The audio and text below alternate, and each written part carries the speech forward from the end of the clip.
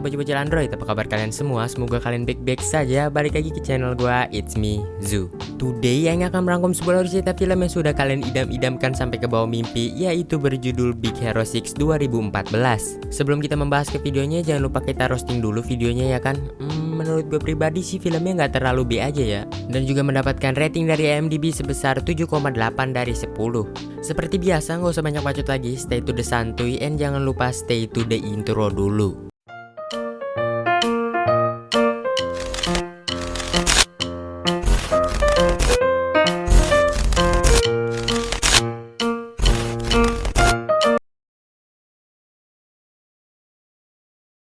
Scene dimulai dimana kita diperlihatkan kota yang bernama San Francisco. Kota tersebut gua nggak ketahui daerahnya di mana, yang pasti hanya ada di dalam pikiran sutradara. Scene pun langsung berganti ke Gang Pak Deh, dimana di gang tersebut kita diperlihatkan pertandingan robot.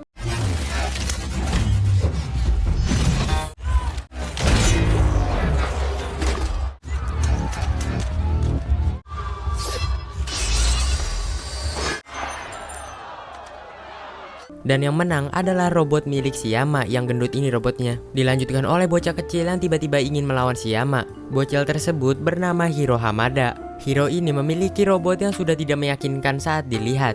Sesaat semua orang melihat robotnya si Hiro ini langsung dicemoohkan oleh semua orang. Akan tetapi si Hiro ini memiliki uang yang cukup banyak dan akhirnya Yama menerima pertarungan tersebut.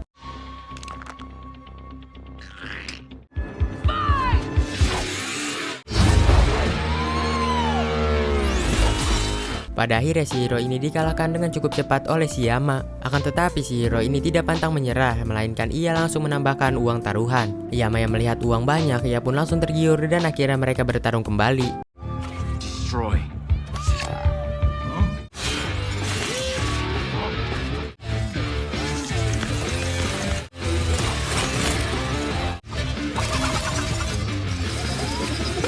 Pada akhirnya si Yama yang sombong bisa dikalahkan oleh si Hiro dengan sangat easy peasy macam squishy. Yama yang tidak terima bahwasannya ia telah dikalahkan oleh si Hiro, si Yama langsung mengambil robotnya si Hiro. Dilanjutkan dari si Yama yang menyuruh anak buahnya untuk mengasih pelajaran kepada si Hiro. Sesaat si Hiro akan dikasih pelajaran oleh anak buahnya si Yama, tiba-tiba muncullah karakter baru yang bernama Tadashi. Tadashi ini adalah kakaknya si Hiro. Lalu mereka berdua pun kabur dari tempat TKP. Dilanjut dari Hiro yang pamer ke Tadashi bahwasannya ia telah menang pertarungan robot ilegal. Sesaat si Hiro sedang memamerkan duitnya ke Tadashi, tiba-tiba you know lah. Mereka berdua pun langsung dibawa ke kantor polisi bersama juga dengan kawanan lainnya. Lalu Hiro sama Tadashi ini dibebaskan oleh bantuan BB Cash. Ini dia BB Cash yang setiap harinya menghasilkan cash. Salah server.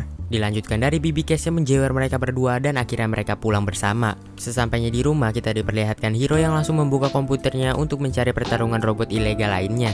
Sontas Tadashi yang mendengar hal itu marah kepada si Hiro. Di sini terungkap fakta lagi bahwasannya si Hiro sudah lulus SMA di usianya yang berusia 13 tahun.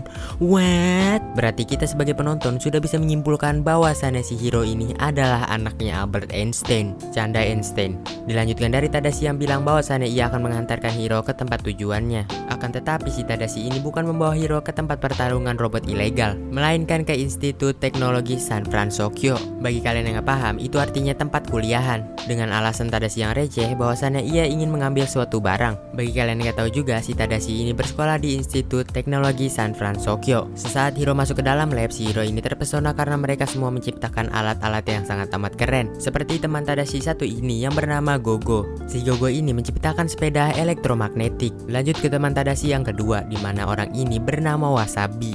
Si Wasabi ini bisa menciptakan laser plasma, di mana laser ini sangat amat berbahaya. Contohnya saja apel yang tidak berdosa ini, di mana saat dilemparkan dia menjadi lembaran kertas tapi bukan setipis kertas. Lanjut ke teman Tadashi yang ketiga, di mana teman Tadashi yang ketiga ini bernama Honey Lemon, di mana si Honey Lemon ini mencampurkan bahan-bahan kimia dan menyemprotkan bahan kimia itu ke bola hitam yang ada di depannya. Lalu ia sentuh bola itu dan you know lah. Dilanjutkan dari teman Tadashi yang keempat, di mana teman Tadashi yang memakai kostum ini bernama Fred, di mana si Fred ini tidak bisa apa-apa melainkan beban. Setelah memperkenalkan keempat temannya si Tadashi ini mengajak Hiro ke tempat labnya. Sesaat mereka berdua sudah sampai di sana, si Tadashi ini langsung melukai tangannya si Hiro. Sontas si Hiro ini langsung berteriak kesakitan. tanpa kita sangka-sangka tiba-tiba muncullah Baymax. Dimana si Baymax ini adalah robot ciptaan milik Tadashi. Baymax ini diprogram seperti robot dokter. Baymax ini akan aktif jika ada orang yang bilang au. Baymax akan berhenti bekerja jika orang yang dirawatnya bilang merasa puas. Not bad. You've done some serious coding on this thing, huh? Titanium skeleton. Carbon fiber. This chip is what makes Baymax Baymax. I've been a good boy. Have a lollipop. Nice. Dilanjutkan dari Baymax yang akan kembali ke kotak berwarna merah dan akan menyusut. Sesaat mereka semua sedang berbincang, tiba-tiba muncullah seseorang yang bernama Robot Karahan. Lalu Robot Karaham ini langsung ingin melihat robotnya si Hiro. Sontak si Hiro ini langsung mengasih robot tersebut kepada si Robot Karahan.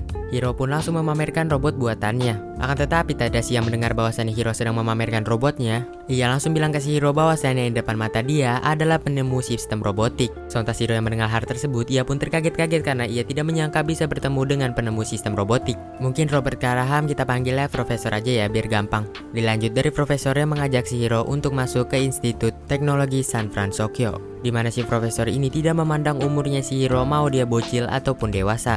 Scene pun berganti keluar di mana si Tadashi ini langsung mengajak Hiro untuk pergi ke tempat pertarungan robot ilegal. Tiba-tiba Hiro sudah berubah pikiran di mana ia menolak ajakan Tadashi dan dia malah ingin masuk ke Institut Teknologi San Francisco. Keesokan harinya si Hiro ini bertanya ke Tadashi bagaimana caranya ia masuk ke Institut Teknologi San Francisco. Lalu Tadashi pun bilang bahwasannya setiap tahun ada pameran karya siswa. Nah di pameran itu si Hiro ini harus membuat si profesor terkagum dengan karyanya si Hiro. Lalu aksi Hiro mencari ide pun dimulai di mana ia tidak menemukan ide sama sekali. Tadashi sebagai kakak yang baik langsung membantu si Hiro dalam menggendongnya tapi terbalik. Nah di situ si Hiro melihat Megabot. Pada akhirnya si Hiro ini menemukan ide. Lalu ia bergegas ke gudang dan ia bekerja berhari-hari untuk membuat Megabot versi kecil. Di mana Megabot versi kecil ini bernama Microbot dan juga ia tidak membuat satu Microbot melainkan banyak. Harian dinanti-nanti Hiro pun tiba di mana si Hiro ini akan mempresentasikan temuannya yaitu Microbot. Sesaat mereka semua sedang santuy-santuy, tiba-tiba namanya si Hiro ini dipanggil untuk mempresentasikan Microbot. Hiro yang mendengar hal tersebut, ia pun langsung bersiap-siap dan you know lah. Dimana ia baru ngomong beberapa patah kata, tiba-tiba satu orang pun pergi tanpa alasan yang jelas. Lalu Hiro pun langsung ditenangkan oleh Tadashi. Pada akhirnya si Hiro ini langsung melanjutkan presentasi Microbotnya. Hiro pun langsung bilang bahwasannya kalau Microbot sendirian emang gak bakal berguna, tapi kalau bersama teman-temannya ya you know lah. Dimana si Microbot ini dikendalikan dengan pancaran saraf yang ada di kepalanya si Hiro. Pada akhirnya si Hiro ini bisa melakukan apa saja dengan menggunakan Microbot. Beginning. How about transportation with ease?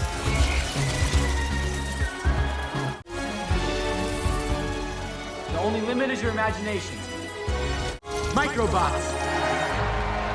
Dan juga membuat semua orang terkagum-kagum dengan karyanya si Hiro. Dan akhirnya presentasi pun selesai dan juga Hiro mendapatkan banyak pujian dari masyarakat. Lalu datanglah orang yang bernama Mr. Cray ke hadapan si Hiro, di mana si Mr. Cray ini memiliki perusahaan yang bernama Crytek. Dia ini ingin teknologi si Hiro yang bernama Microbot dikembangkan di dalam perusahaannya dia. Bagi kalian yang gak ngerti, artinya si Crytek ini ingin membeli karyanya si Hiro dengan uang yang sangat amat banyak. Tiba-tiba profesor pun datang dan bilang bahwasannya Microbot si Hiro ini adalah inspirasi teknologi. Lalu si profesor juga bilang bahwasannya kembangkanlah Microbotmu dan tidak usah menjualnya. Pada akhirnya si Hiro ini memutuskan untuk tidak menjual Microbotnya. Dilanjutkan dari si Cray yang ingin pergi dari sana, akan tetapi si Tadashi ini menyadari bahwasannya Microbot si Hiro masih ada di kantongnya si Cray. Lalu Tadashi meminta Microbot itu kembali. Dilanjutkan dari profesornya mengasih amplop undangan untuk masuk ke Institut Teknologi San Francisco. Dan juga mereka bersenang-senang akibat keberhasilan si Hiro dan juga si BB Cash yang akan mentraktir mereka semua untuk makan di restorannya BB Cash. Lalu si Tadashi ini bilang ke si BB Cash bahwasannya ia ingin sebentar dulu berdua dengan si Hiro. Pada akhirnya adik kakak itu saling ngobrol bareng bersama.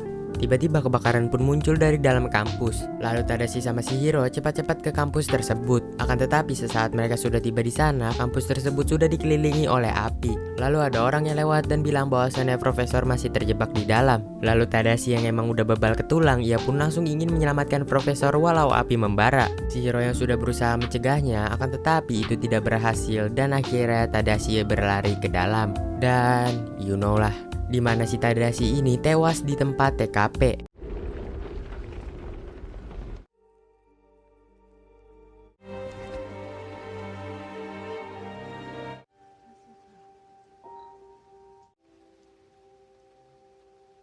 Beberapa hari berlalu di mana si Hiro ini masih galau akibat kepergian Tadashi. Dilanjutkan dari Hiro yang mengambil Megabot untuk membenarkan robot tersebut. Akan tetapi kakinya Megabot ini jatuh dan mengenai kakinya si Hiro. Lalu Hiro pun berteriak, "Au!" Tiba-tiba si BMX pun aktif dari kamar si Tadashi dan ia ingin memindai si Hiro. Akan tetapi Hiro yang berusaha menolak hal tersebut, malahan ia yang kena sial.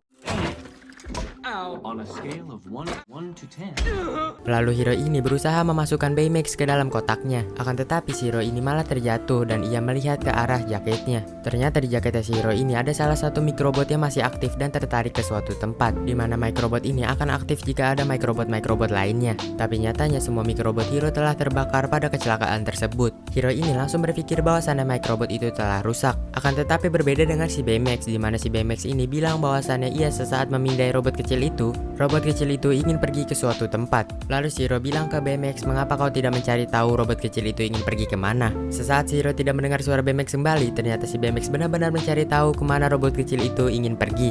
Pada akhirnya si Hiro ini bergegas untuk mengejar si BMX.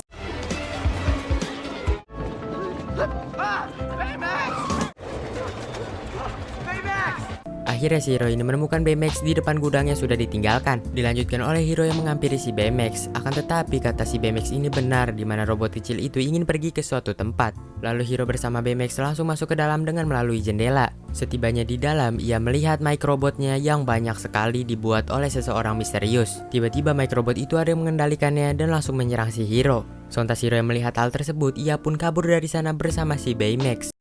Go, go!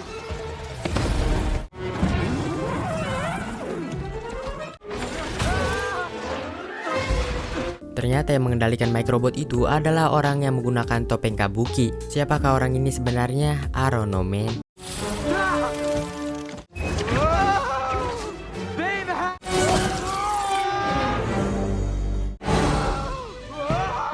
Setelah insiden tadi, si Hiro pun langsung melaporkan ke kantor polisi. Akan tetapi polisi itu tidak peduli dan ia menyuruh si Hiro untuk menyantumkan nomor telepon orang tua. Sontas Hiro yang mendengar hal tersebut, ia pun langsung menghilang dengan secepat mata memandang. Scene pun berganti ke rumah di mana kita diperlihatkan Baymax yang sedang dicas oleh si Hiro. Lalu tiba-tiba si Baymax ini ngomong Tadashi. Sontas hal itu membuat si Hiro terkejut. Hiro pun langsung menjelaskan bahwasannya Tadashi sudah tidak ada di dunia ini. Dilanjutkan dari Hiro yang melihat mikrobotnya. Lalu si Hiro ini berasumsi bahwasannya kebakaran itu bukanlah kebakaran murni, melainkan kebakaran itu dibuat oleh orang yang menggunakan topeng kabuki. Dan juga orang itulah yang mencuri mikrobotnya si Hiro. Hiro pun bertekad untuk menangkap pencuri tersebut dan ia langsung OTW ke garasi. Setibanya di garasi, Hiro ini langsung mengupgrade si Baymax.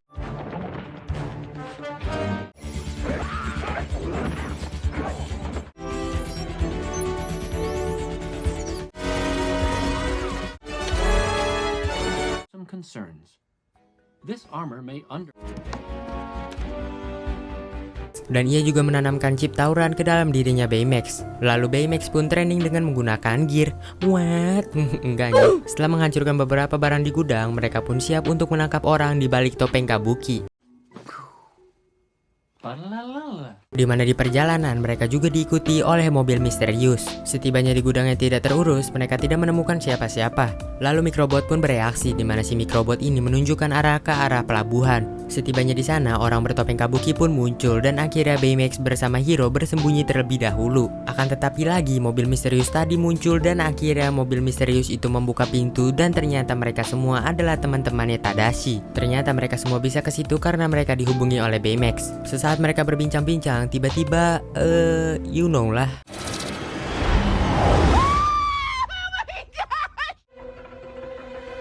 Pada akhirnya Baymax tidak bisa mengalahkan orang di balik topeng kabuki. Pada akhirnya mereka cabut dari TKP dengan menggunakan mobil. Akan tetapi orang di balik topeng kabuki masih mengejar mereka terus-menerus. Hingga tiba-tiba di suatu titik, Wasabi ini berhenti secara mendadak. Ternyata karena lampu merah.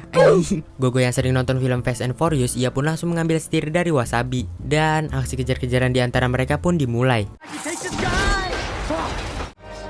buckle up every time.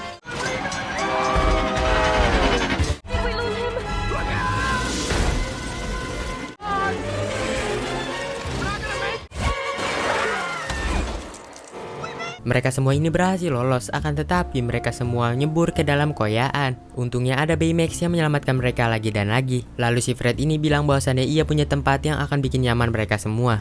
Setelah mereka mengikuti Fred cukup lama, tiba-tiba Fred pun berhenti di rumah orang yang tidak dia kenal. Fred pun bilang bahwasannya ini adalah rumah dia. Sontas mereka semua bilang bahwasannya si Fred ini sedang menghayal. Tiba-tiba datanglah pembantu Fred yang bernama Pembantu. Lalu mereka semua pun disuruh masuk ke dalam rumahnya si Fred. Sontas mereka semua ini terheran-heran karena rumahnya si Fred ini kayak kastil. Lalu si Gogo ini bilang bahwasannya kukira kau tinggal di bawah jembatan. Teman seperti ini patut dijual di dalam shop online dan kasih harga gratis. Pasti sold out dalam waktu 24 jam.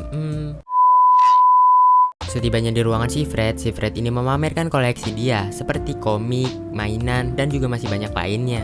Dilanjutkan dari Hiro yang mengambil kertas untuk menggambar logo burung yang dibawa oleh orang bertopeng kabuki tadi. Disusul si Baymax yang menghangatkan tubuh si Hiro, dan juga teman-teman yang lain ikut nempel ke si Baymax. Tiba-tiba si Fred ini bilang bahwasannya ia mengetahui siapa penjahat di balik topeng kabuki. Penjahat tersebut adalah Alician Cray. Mengapa si Fred ini bisa menuduh Cray? Karena awalnya si Cray ini ingin mikrobotnya si Hiro. Akan tetapi Hiro menolak tawarannya si Cray. Lalu mereka semua pun berdebat siapa orang di balik topeng kabuki. Sesaat mereka semua sedang berdebat, tiba-tiba si Baymax ngomong bahwasannya ia telah memindai golongan darah orang di balik topeng kabuki. Golongan darah orang tersebut adalah AB negatif. Lalu Hiro pun senang mendengar hal tersebut. Lah kok si Hiro seneng bang, padahal kan cuma golongan darah doang. Jadi tuh si Hiro ini akan memindai orang tersebut dari golongan darahnya. Jadi ia gampang menemukan lokasi orang tersebut. Dan si Hiro ini mengajak teman-temannya untuk berpartisipasi dalam misi menangkap orang di balik topeng kabuki. Dan juga Hiro akan mengupgrade mereka semua dengan keahliannya mereka masing-masing.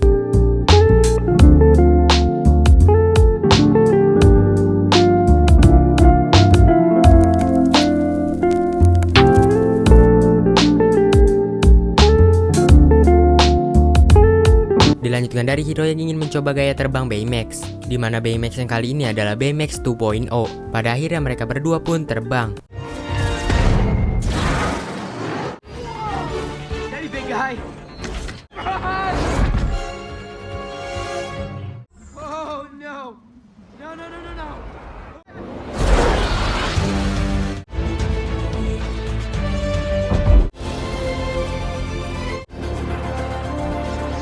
Setelah asik terbang-terbang santuy, mereka pun berhenti di kipas angin udara. Dilanjutkan dari Hiro yang menyuruh Baymax untuk memindai semua orang yang ada di kota, dan orang yang memakai topeng kabuki berada di pulau sana. Pada akhirnya mereka semua OTW untuk menangkap orang di balik topeng kabuki. Setibanya mereka semua di dalam pulau tersebut, tiba-tiba ada suatu suara dari belakang mereka semua. Lalu mereka semua langsung mengeluarkan skillnya masing-masing. Pas dilihat, ternyata itu hanyalah satu ekor burung dan juga burung itu tidak terkena apa-apa, melainkan mereka semua meleset. Dilanjutkan dari mereka semua yang memasuki bangunan di sana. Sesaat mereka semua sedang berjalan, tiba-tiba Honey Lemon menemukan suatu ruangan. Setibanya di dalam sana, mereka hanya melihat ruangan yang hancur, dan juga si Hiro yang melihat logo burung yang dibawa oleh orang bertopeng kabuki tadi. Disusul oleh mereka semua yang pergi ke ruangan kontrol untuk melihat CCTV di sana. Dan ternyata dulunya ruangan itu adalah ruangan uji coba teleportasi, di mana pemimpin uji coba teleportasi tersebut adalah si Cray. Dan juga si Cray ini tidak tanggung-tanggung di mana ia menguji coba alat tersebut dengan menggunakan manusia. Lalu teleportasi pun dinyalakan di mana perempuan ini langsung melesat ke dalamnya. Akan tetapi perempuan itu tidak kembali lagi dan juga teleportasinya yang semakin rusak. Petinggi yang melihat hal tersebut terpaksa mematikan alat tersebut supaya tidak ada korban lebih lanjut. Akan tetapi satu wanita itu terjebak di dalam sana. Sesaat mereka semua sedang fokus-fokusnya melihat CCTV tersebut, tanpa mereka sangka mereka dilempari batu oleh orang bertopeng kabuki. Untungnya ada si Baymax yang menahan batu besar tersebut. Pada akhirnya mereka bertarung untuk melawan orang bertopeng kabuki. Gravity crush! Flowing home!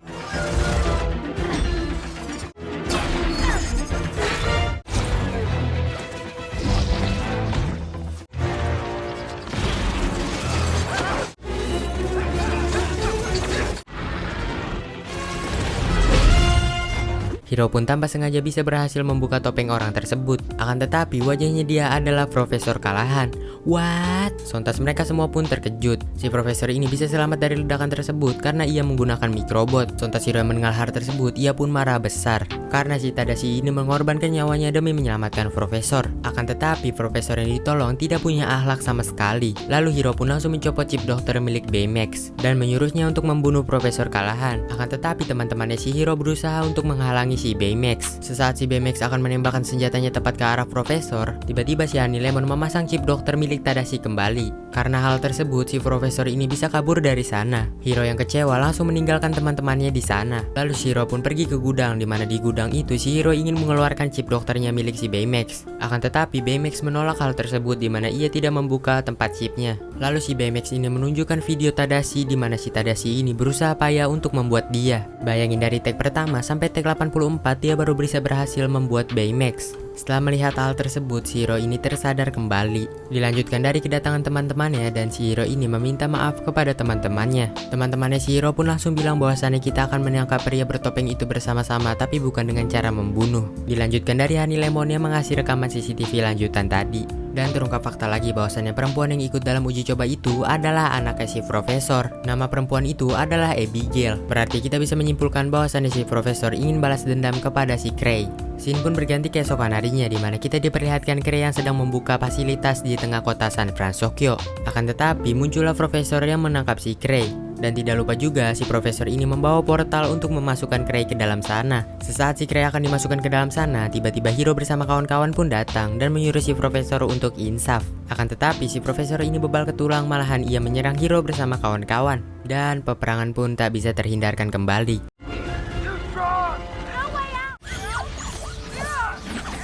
Di ambang kekalahan, si Hiro ini mempunyai suatu rencana, di mana rencananya si Hiro menghancurkan semua mikrobotnya. Jadi mikrobot yang hancur akan terisap oleh portal. Pada akhirnya pertarungan babak kedua pun dimulai.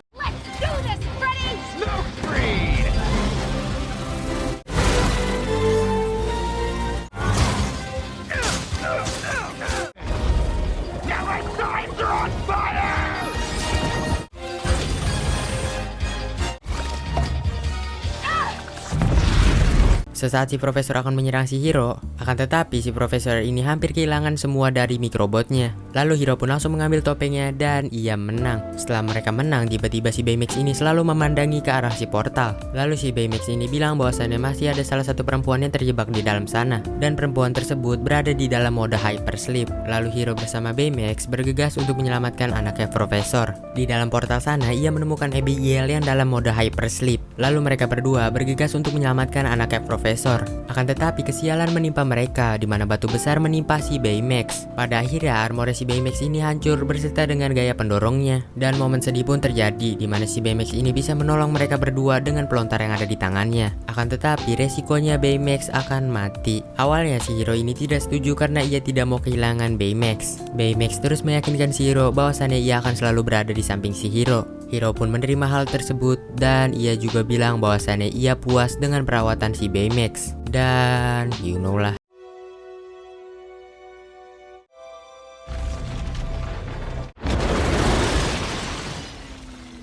Pada akhirnya editor gua berkata, Aing sedih anjing. dilanjutkan dari Abigail yang dibawa ke rumah sakit dan juga Profesor yang ditangkap. Dan juga berita TV menyatakan bahwasannya bulan telah hilang dicuri oleh Gru.